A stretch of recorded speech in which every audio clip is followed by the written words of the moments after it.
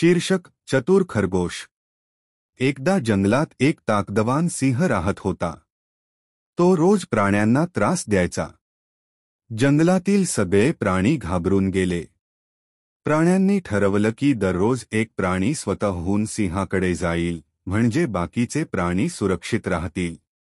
एके दिवशी लहानसा पण खूप चतुर असा एक खरगोश सिंहाकडे जाण्याची वेळ आली।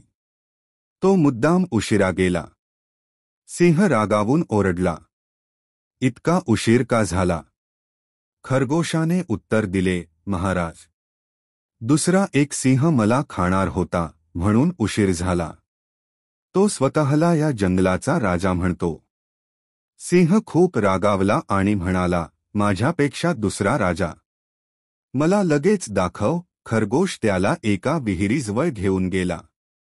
विहिरीत पाहिल्यावर सिंहाला स्वतःचा प्रतिबिंब दिसला। त्याने समजलं की हा दुसरा सिंह आहे।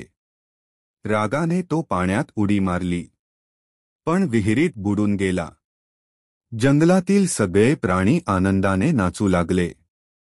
नीती: बुद्धी नेहमी ताकदीपेक्षा मोठी असते।